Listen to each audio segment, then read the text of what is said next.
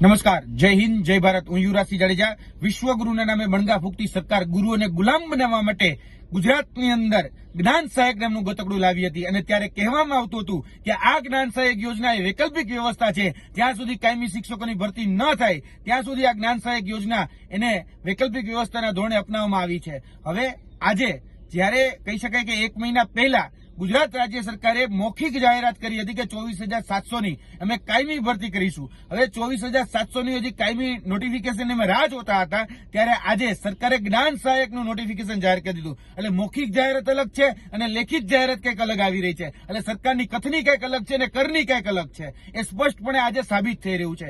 કેમ કે જયારે વાત થતી હતી ત્યારે સરકાર દ્વારા સ્પષ્ટ કહેવામાં કે 24,700ની અમે કાયમી ભરતી કરીશું, પણ અમે નોટિફિકેશનની રાહ જોઈ રહ્યા હતા. ત્યારે આજે નોટિફિકેશન એક કોન્ટ્રાક્ટ આધારિત જ્ઞાન સહાયકનું નોટિફિકેશન જાહેર કરવામાં આવ્યું છે. જી હા, અને આજ ગુજરાત રાજ્ય સરકાર એક નવી યોજના લાવી છે ગુજરાતના યુવાનોને કહી શકાય ગેરમાર્ગે દોરવા માટે મૂર્ખ બનાવો યોજના. અને આ મૂર્ખ બનાવો યોજના અંતર્ગત એ મોટા અને લાંબા ગાજરો આપી રહી છે અને એ ગાજરો છે જે યુવાનોને લટકાવીને દેખાડવામાં આવી રહ્યા છે કે અમે આટલી ભરતી કરીશું, પરંતુ એની આડમાં જે કોન્ટ્રાક્ટ આધારિત જે ભરતીઓ છે એને સતત વેગ અપાઈ રહ્યો છે. અમે સરકારને સ્પષ્ટ કહેવા માંગીએ છીએ કે તાત્કાલિક ધોરણે જે તમે મૌખિક જાહેરાત કરી હતી એનું ઓફિશિયલ રીતે અધિકૃત રીતે પોતાની વેબસાઇટ ઉપર એટલે કે સરકારી વેબસાઇટ ઉપર કયા વિષયમાં કેટલી ભરતી કરવામાં આવશે, કેટલું મહેકમ છે, કેટલું રોસ્ટર છે, એની તાત્કાલિક ધોરણે જાહેરાત કરવામાં આવે. બાકી અમે સ્પષ્ટ કહીએ છીએ કે તમે મૂર્ખ બનાવો યોજના અંતર્ગત ગુજરાતના જે ભાવિ શિક્ષકો છે એને મૂર્ખ બનાવવાના જ ધંધા કરી રહ્યા છો.